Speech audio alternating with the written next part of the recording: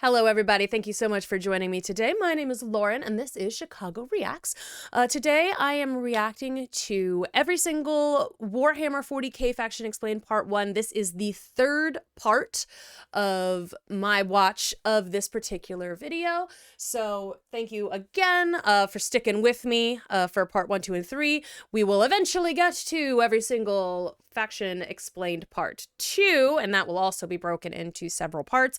But for now, we have done most of the Imperial Knights, and we're getting into some of the Assassins today, and that's where we are at.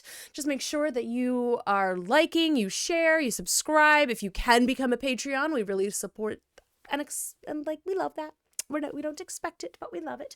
If you do become a Patreon, you get to have some content early. You get to participate in polls. You get to help us a little bit more decide what it is we watch. There's lots of fun perks to being a Patreon member.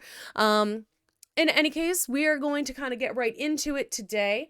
We're gonna try something, because I know that every single time I've tried to incorporate a little bit of a drinking game, it doesn't seem to go well. So today we're gonna start up at the beginning and just see what happens. So we'll have it'll be a two-parter. The first is going to be the typical one. Every time I say something dumb, we can take a drink. And then the other thing that we're going to take a drink for is every time I say something is cool, we're going to take a drink.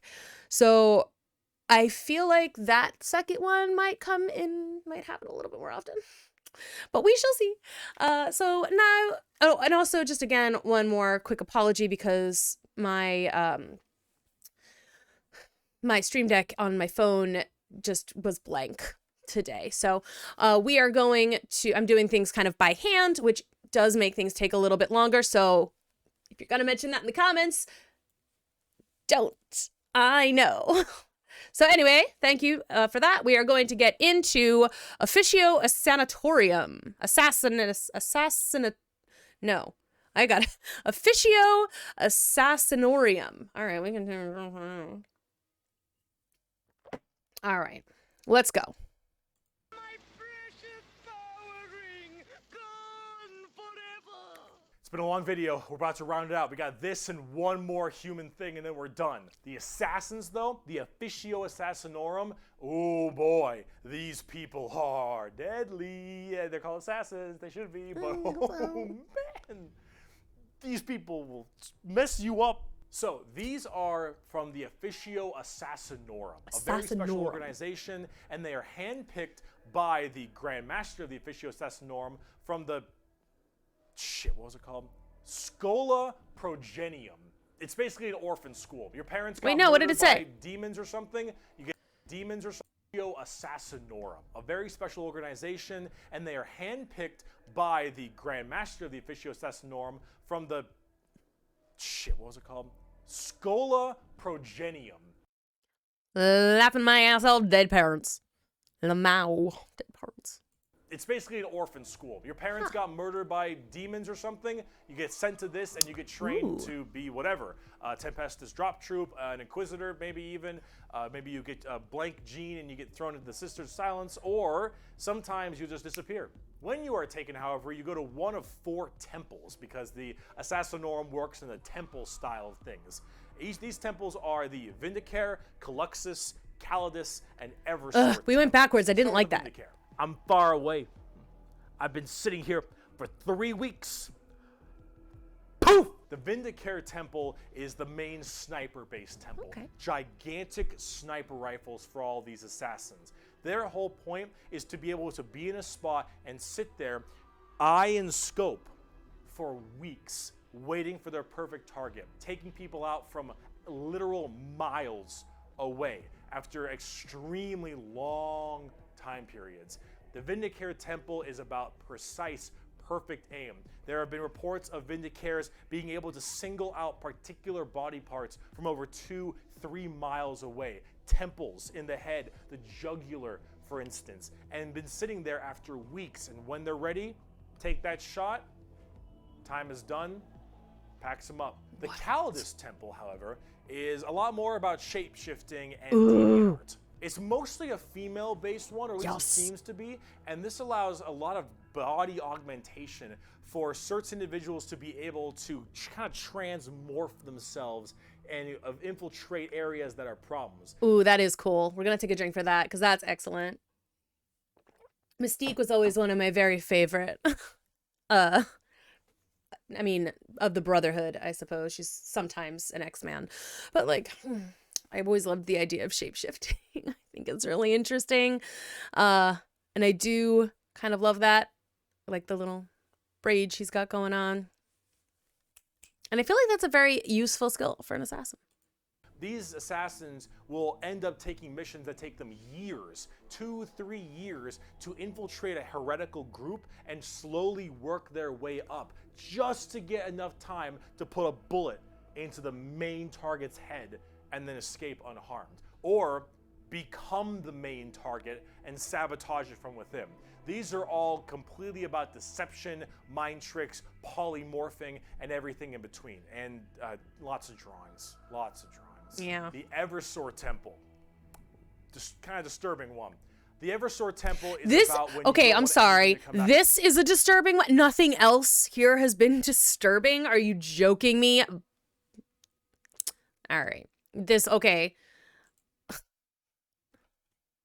Polymorphing and everything in between. And lots of drawings. Yeah, Lots yeah, yeah. Of course. The Eversor Temple. It's called Kind of Eversor. disturbing one. That doesn't sound The great. Eversor Temple is about when you don't want anything to come back alive, friend or foe. You want it all dead. An Eversor is psychogenically conditioned with just psychotherapy and psychological torture to only feel violence, hatred, and anger. It does the Clockwork Orange style of thing of just making you forced to watch never-ending pain and misery and psycho conditioning, I guess is the term. And then they pump you full of tons of psychedelic drugs and they cryo freeze you. And then they drop you in an area where they just want to make sure everything is dead. And then you defrost, full of just all this insane, mind-boggling psychotherapy and psychedelic drugs, and you just go to town. Yeah, if you don't care if anyone comes back alive. You're like, all right, lost cause, send them in. Finally, there's the most That's so sad. I feel bad for those people. The other two sound kind of fun. bizarre temple, the Caluxus Temple. The Caluxus assassins are feared even among the other temples. So that blank gene, the people will go to the Caluxus Temple with this as well. And this is where they can harness that to be massively anti-psyker or even just anti-regular people. They are seen with extreme fear and distrust among many, many people. They are described by the Eldar by quote as being pure evil. Imagine that uncomfortable feeling from that blank gene I mentioned, and then imagine them being taught and given equipment to amplify it by 100. If normally regular people feel uncomfortable, now they are basically akin to being a siren wailing directly in your ear. And if you're a psyker, oh no. The sheer presence of a Caluxus assassin is enough for you to tear your skin off. You will rather gouge your eyes out and rip your nails off than even being near this person. The Caluxus assassin is when you want psychers to literally lose their minds, and they will go on their knees and ask you to gun them down because it is a suitable choice over being anywhere near you. The motto of that temple is, "That which is unknown and unseen commands the greatest fear." That's true. Now, for the tabletop, assassins aren't that special. I like that. I mean, I do believe that kind of makes sense. It's like, if you play, like, that's why horror games and movies aren't really as scary upon rewatches or replays, because you know it's coming and it's not as scary anymore. If you don't know what to expect, it's a lot more terrifying. I'm not sure why that's necessarily the motto of that particular group, because it seems like it could be the motto of all of these assassin groups. They're all hiding in the shadows. Also, can I just say, looking at this model thing, the model of the Eversor guy is really funny. He just is like just big-eyed skull guy. Also, I'm still very upset about, like, the treatment that these guys receive. I would much rather be either the sniper or the shapeshifter, I think. Because I guess you have to, and if I was born a blank, maybe the other one. But, like, I like the other two. This guy, I just wanted to cry. So that sucks. I'm so unfortunate. You can call them in no matter what Imperium faction you are, Ooh. and they do a lot of That's work cool. for themselves, Oh, but at the same time, they're very specialized and require a lot of finesse. And they work the way you generally want them to, though. You want to cause some distortion and weird stuff, you take a Calidus. You want to just murder swaths of infantry and then blow up Eversor. You want to kill that one guy, Vindicare, and if you have a lot of Psychers, Caluxus. It's a nice little, like, jack of all trades if you have a specific thing you want to kill. And you get to choose which is really fun. But now, let's talk about the last human faction. We can round this video out before we do part 2, the Inquisition. And we have a lot to talk about. if he does not put in a no one expects the Spanish Inquisition joke somewhere in this video, I'll just be upset. I'll be disappointed. It's a missed opportunity. Just a missed opportunity. About with them. On the subject of heresy! Oh boy. Close. Where do I even thought for a begin with second. the Inquisition? Take every secret police you can think of. The KGB, the Gestapo, the CIA, I like the FBI, images not any found. of these kinds of people.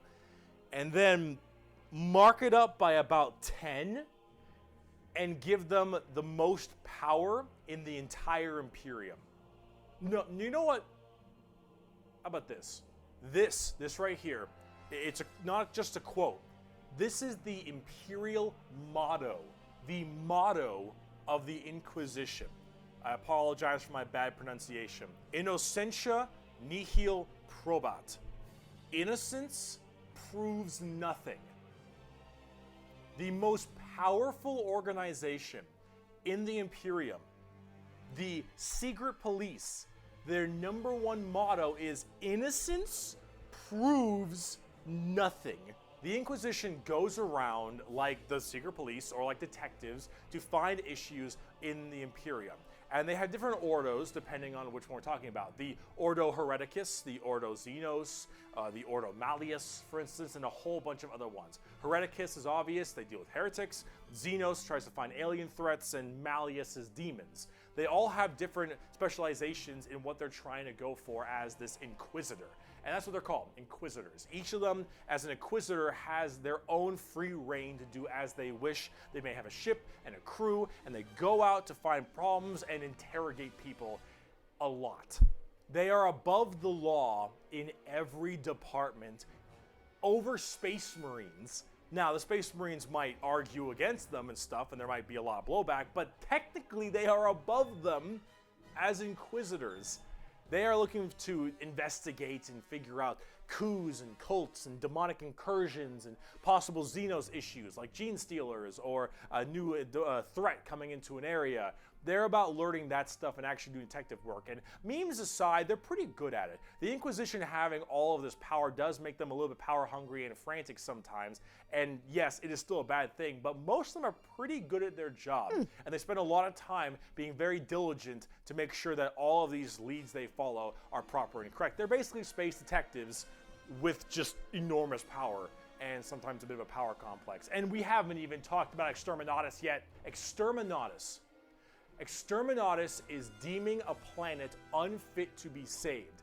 I deem that this planet is demon infested and taking it back will cost too many resources and is not worth it. I have now committed Exterminatus on this planet. I will now sign the death warrant of an entire Imperium planet as it is unfit to take and better to be destroyed than allow the enemy to hold it. This can mean saturation bombardment. This can mean cracking the planet's core and breaking it apart. Doesn't matter. Is that what happened to that that planet Cadus? Cadus? The other one from the first video. Is that what happened to that? Cracking in half? Render this planet inhospitable to all life. Yes, the innocence proves nothing people are the only people who can choose this planet must die in its entirety. Yeah, you're playing the villain.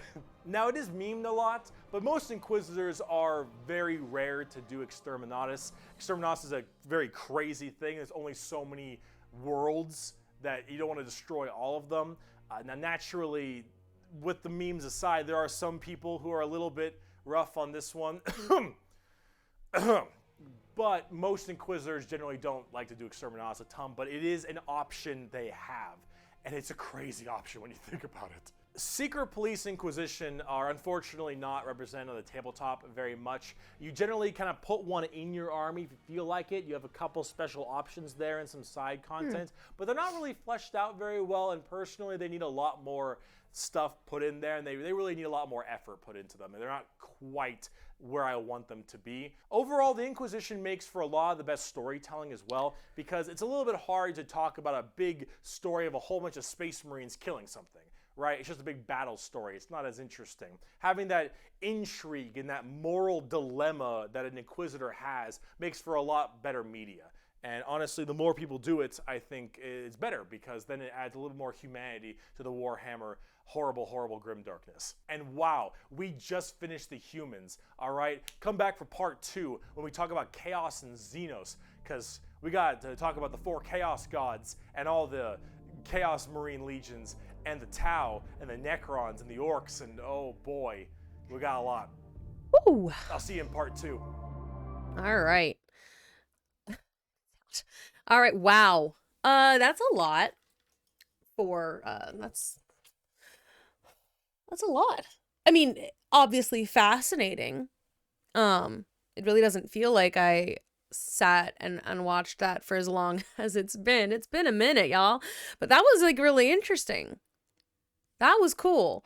Oh my gosh, I'm sorry. Let's go. I say I'm sorry. This is the shortest video, and it's probably the one that's going to have the most drinks in it, because I knew it. I knew I would. Okay, that might have to just be my new rule. If I say something's cool, that's when we take a drink. Oh no. I'm going to have to start watching myself. Anyway, thank you very much for joining me for every single faction of Warhammer 40k explained part 1, parts 1, 2, and 3. If you're watching on Chicago Reacts, I've enjoyed getting to know some of these people. Some of them I've already forgotten, and others will live with me forever, because that is just how my brain works. And I'm looking forward to part 2. That will also be broken into several parts, so just be aware of that. And I still don't understand exactly how the tabletop game works. I don't know if there's a video that it does explain that. Are there cards involved? Is there like a giant map? I don't understand how that works at all. So if you do understand that, either tell me about a video that explains it or talk to me in the comments, because that will be helpful and I do read them.